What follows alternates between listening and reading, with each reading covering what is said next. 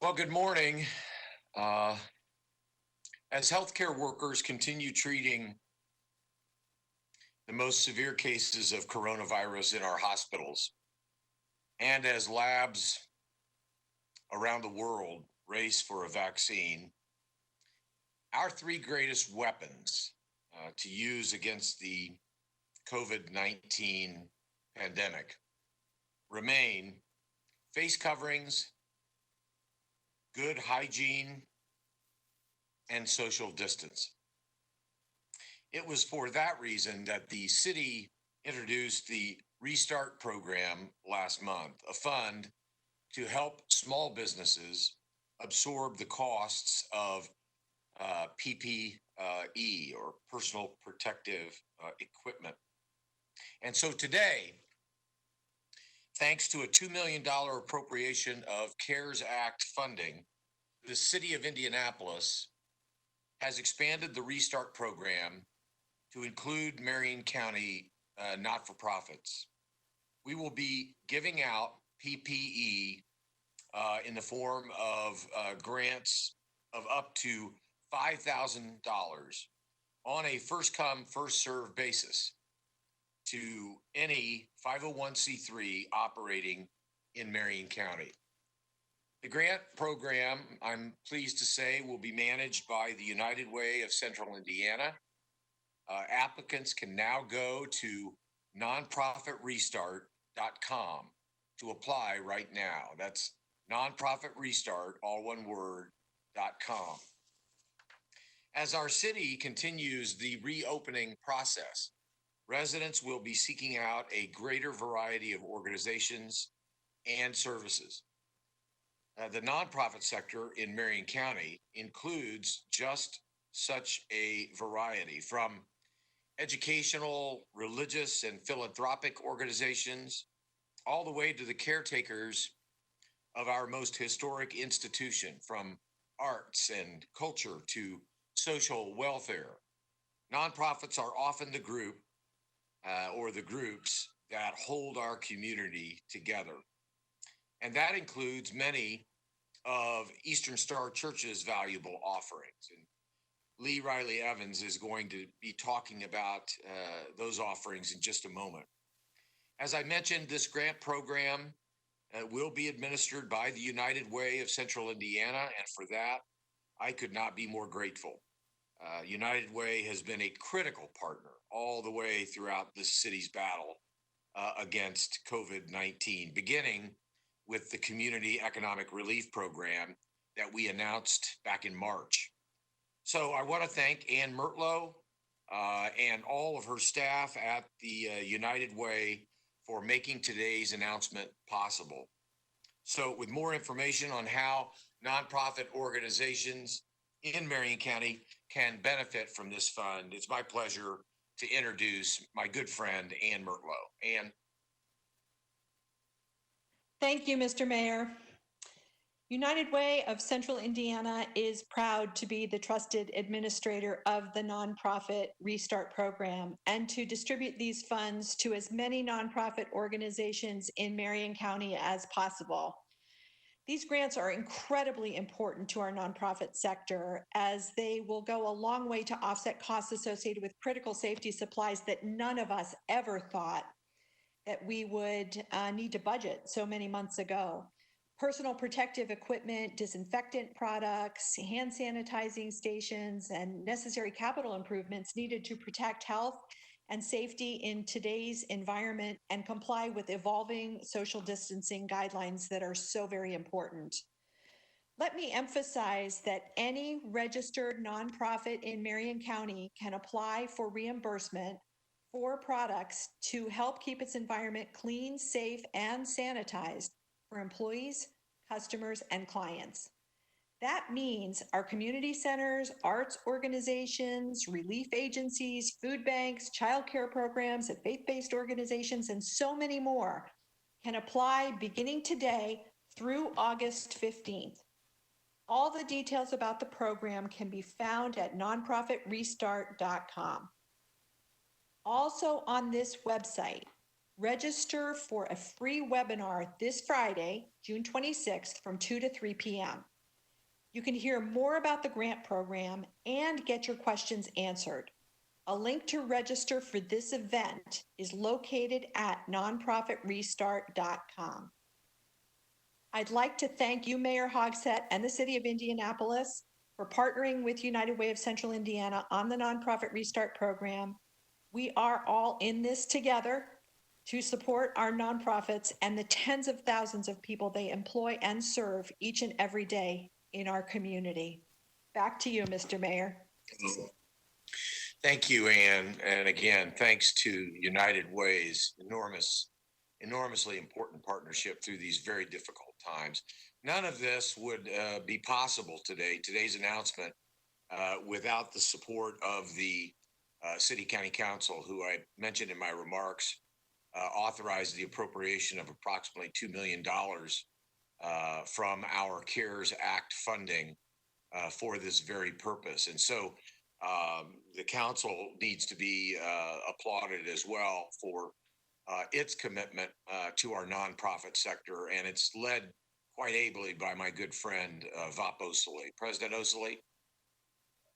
Thank you, Mayor Hogsett, and thank you, Ann, and thank you, Leigh, as well, for your incredible work over these past 3 months, as our entire community has wrestled with the effects of COVID-19. There's an old saying that life's roughest storms prove the strength of our anchors. In these past 3 months, our city's human service organizations and nonprofits have been living the embodiment of that idea, proving time and again during this health crisis how they anchor our community. I've lost count of the number of examples that I've heard and seen since March of local nonprofits shifting their operations almost overnight to find new ways to make sure that they continue to serve those in need during this time. Not only have they been amazingly excellent partners with city government, they've been excellent partners to each other, sharing information, services, and resources, to keep a safety net under our residents.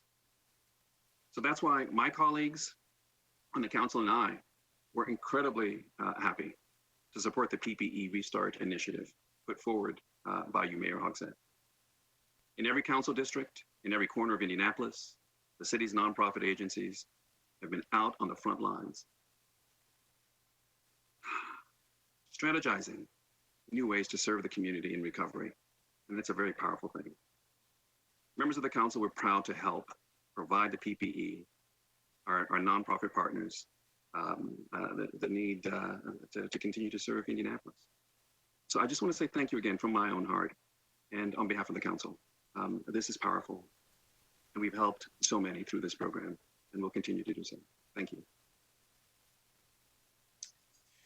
Well, we're very pleased to be joined today by yet another partner in this effort to combat COVID-19, and particularly Leigh Riley Evans, who has been an outstanding leader in so many different capacities for our community. She now serves as the Director of Community Development for Eastern Star Church, and I might, before you begin, Leigh, just put in a special added plug for Eastern Star, because not just through today's program, but Eastern Star was among the first, if not the first, who opened up their doors, welcomed anyone and everyone who wanted to be tested for COVID-19, and particularly in the 46218 zip code, which we all appreciate, according to Dr. Virginia Kane,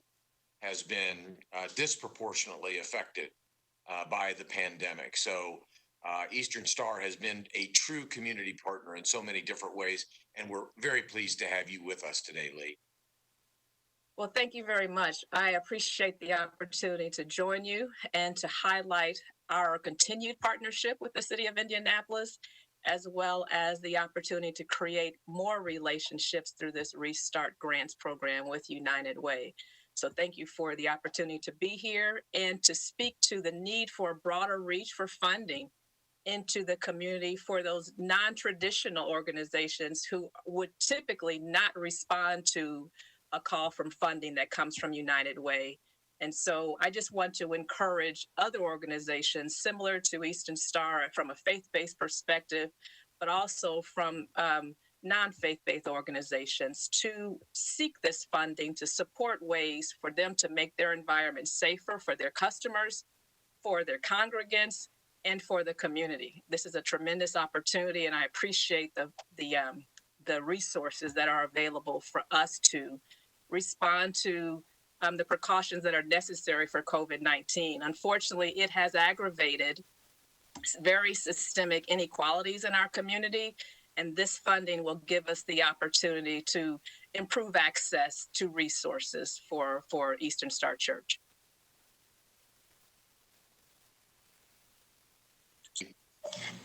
At this time, we'll be opening it up for questions. As always, if you'll put your name and outlet into the Q&A box, we'll call on you in the order with which you submit them. Up first is Stephanie Zeppelin of Wish TV.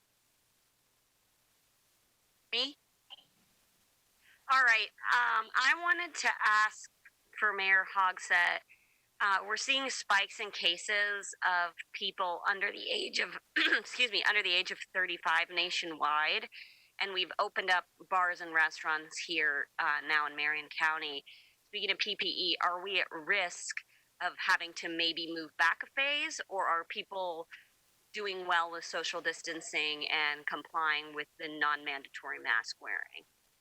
Well, Stephanie, that's a very good question, because it is true that in other places throughout the country, particularly among younger individuals, the numbers have been rising. I'm pleased to be able to report that at least through yesterday's data, Indianapolis and Marion County continue to improve incrementally. We take nothing for granted. We are always watching Dr. Virginia Kane and the folks at the Marion County Public Health Department monitor our progress on a day-by-day basis. And so while I'm pleased to be able to say that we have not experienced in Indianapolis what some of these other communities have been experiencing, but that doesn't mean that we have the ability to take our foot off the accelerator. I mean, as I mentioned, and as several of our speakers this morning have mentioned, social distancing, the use of masks, good hygiene, hand sanitizing, washing your hands on a frequent basis. Those are the tools that are readily available. And now with this announcement today, having personal protective equipment available, not just for for-profit businesses, but for our entire not-for-profit community, I am cautiously optimistic that we'll continue to trend in the right direction. And I might just say, I have no discernible evidence that would answer the question definitively, but I think because we here in Marion County have gone a little slower in our back on track. We're now in phase 4, but we still remain a couple of days, if not close to a week behind the state. But then again, as you all appreciate, Marion County was victimized by COVID-19 to a greater proportion than any other place in our state. So we've taken it slower, and I think it's paying dividends. Amelia Pack Harvey, Indy Star.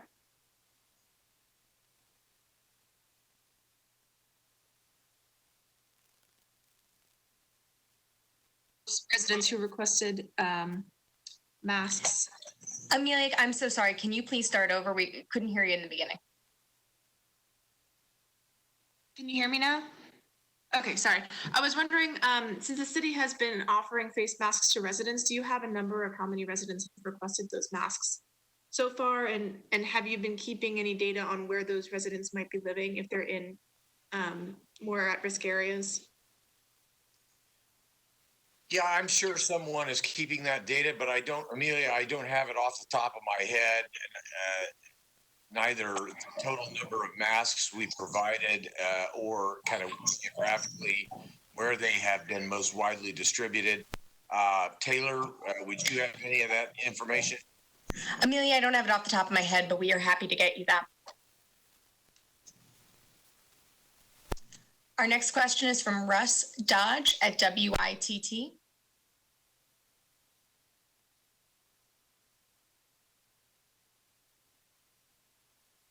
Profit rollout, and also is that any different than what is available to the for-profit organizations? Yeah, Russ, I think you're going to have to repeat the beginning of your question because we missed the front end of it. Okay, yeah, the front part of that was just an example of the PPEs that are being included, and of course, we wanted to know any difference from what is being made available for the for-profit companies. Ann, you want to handle that? Mm-hmm. It is essentially the same program as the for-profit companies. And it is essentially all of the supplies that are necessary to make your environment safe. So your masks, your hand sanitizers, your capital improvements to your environment. So if you go on the website, you can find you can find more information on that. And then I would also refer anyone who's interested to really register for that webinar that I mentioned, which is on Friday, June 26th from 2 to 3, because there will be details provided and you can get your questions answered live. Again, the website is nonprofitrestart.com, and there actually is an FAQ section on that website as well. Wonderful. Thank you all so much for joining us. We will have a press release that goes out here in just a few minutes. Thank you all. Thank you.